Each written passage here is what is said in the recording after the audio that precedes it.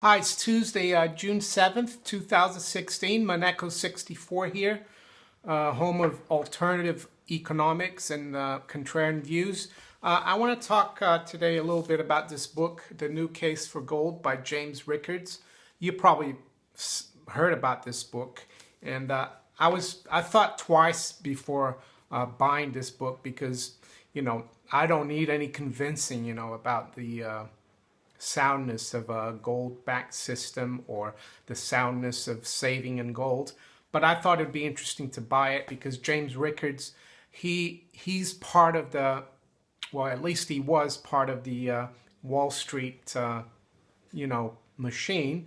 He worked for Citibank. He was, a counselor and lawyer for LTCM, which is Long-Term Capital Management, which was a hedge fund that failed spectacularly in 1998, and the Fed and the Wall Street banks had to bail it out to the tune of $14 billion. So he was involved in that. He's more independent now, James Rickards. He does work for, the U.S. government, like CIA, and also the Department of Defense, all about financial warfare. So I thought I'd read the book, and the most important, one of the interesting parts of the book, and it doesn't have to do with gold directly, and that's why I bought the book. Maybe I'd learn something new. So he talks about equilibrium systems and complex systems. And basically, equilibrium systems, he gives an example of an airplane, and he says here, and I quote from the book, a good example I think all investors can relate to is an airplane. An airplane is made of tons of aluminum, or aluminium if you're in the UK, steel, and other heavy physical components, and yet it manages to fly at high altitudes. And it says, how does it do that? The answer is that an airplane is shaped and engineered in a certain way. The wing is flat on the bottom, curved on top, so that more air goes up under the wing than on top of the wing. The curvature on top blocks it. The shape provides lift. So, and then he continues, how does the airplane get air moving under the wing? It has engines that give it thrust. With thrust and lift, it's up in the air, but now it needs to turn because the air traffic controller says it needs to go one place instead of another. How does it do that? It has a rudder. When the plane needs to descend, there are flaps that change the shape of the bottom of the wing, and so on. And then he goes on to say, now picture the Fed chair, or chairwoman, as a pilot in the cockpit with her hands on the controls. She can use the flaps to change the shape of the wing. She can use a throttle to give it a little more or less thrust, and she can use a rudder to turn the plane to port or starboard as needed. Let's say there's a little bit of turbulence. The pilot says we're going to go up a little bit higher to get above the turbulence and give the passengers a smooth flight. If the plane is losing altitude, the pilot gives it a little more thrust or lift to make it go up. So basically his point is that the Fed views the economy as an airplane, like an equilibrium system, and the Fed thinks that it can, tweak the economy, give it a bit more welly or thrust, which is more QE, or lower rates, or withdraw that by hiking rates. And that's why, they've got all these PhD economists in the Fed. But basically, he argues that the Fed's using the wrong model because the economy is a complex system. It's not a scientific equilibrium model. And I agree with him. And that's why, in complex systems, he argues, and he gives the example of an avalanche. You never know when the little flake of snow is going to make the whole mountain, is going to affect a few other flakes, and then the whole bank of snow is going to slide down the mountain, and kill some skiers, for example. That's an avalanche. It's a complex system. You never know what's going to trigger, the event. And basically, I guess that's the Austrian view of economics, that the economy is not a scientific equilibrium model that you can, like, turn the thermostat lower or higher. And that's why, the Fed never seems to see, the crisis coming, because they never legislate for it, because they think it's like a perfect equilibrium model, like an airplane. And I think that's the most important, point of this book, is that the Fed's using the wrong model, the equilibrium model, instead of the complex, chaos model, which the PhD economists don't look at. They just look at the maths. And, when you look at the press conferences at the Fed and even at the Bank of England, they have these charts and they have these, forecasts, results that it can be within those parameters. And that's very scientific and equilibrium based. And basically, his point is that, the financial system has become so complex. There's all the derivatives, all the leverage, all the toxic assets, that there's only one asset that is the complex asset,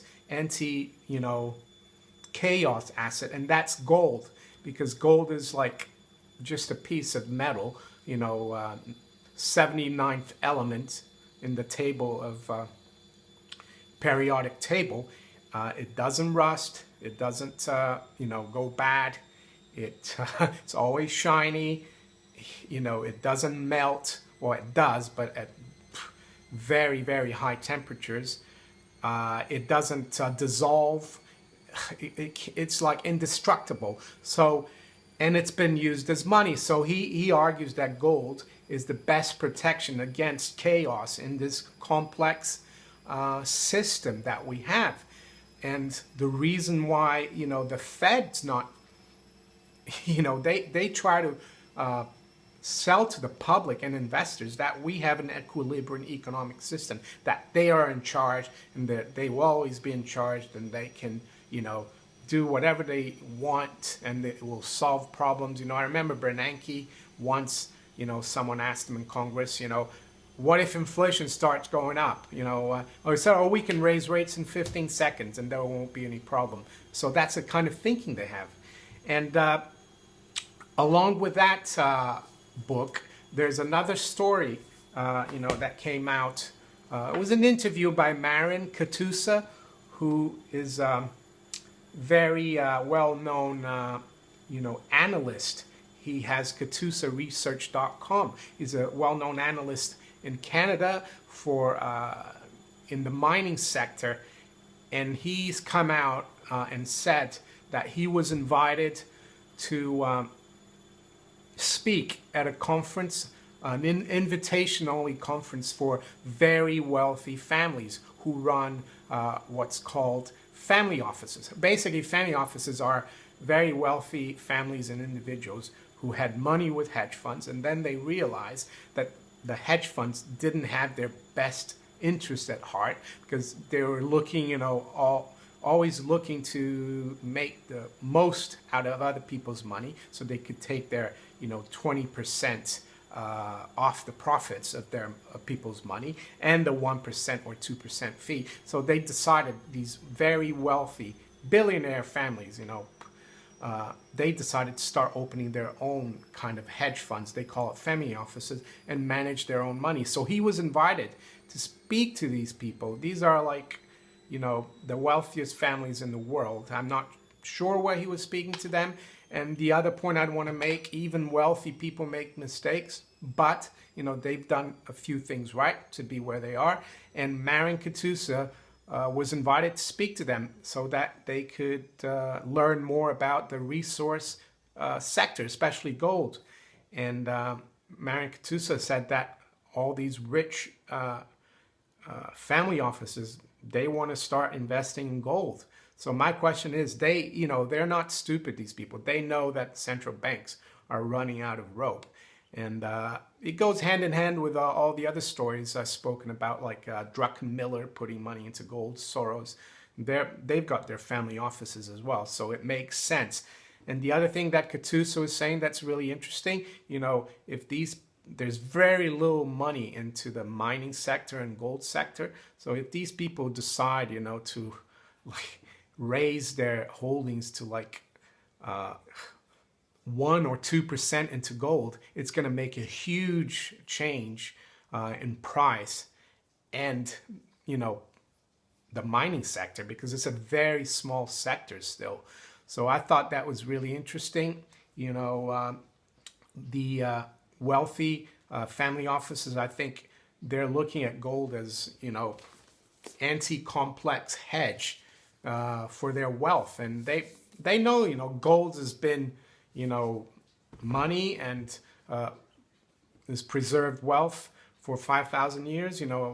You find an old gold coin somewhere, buried somewhere, and it's still worth something. Piece of paper buried somewhere will probably disintegrate.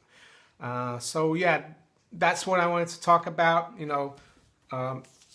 I recommend the book. It's not very long, The New Case for Gold for James Rickards. If you're interested, I guess you can Google it and find it anywhere, Amazon and whatever other stores there are online. And Marin Katusa, I recommend you watch his videos. He's a clever guy and has some really interesting points to make. Some people think he's going to be the next Warren Buffett. And one thing that he says, don't buy a basket of stocks. Just buy, a company that you think is well run and has good management. So that's it for now. If you enjoyed this video, please subscribe if you haven't yet. Give me a thumbs up and share it with friends, families, colleagues. And thanks for watching again. Bye.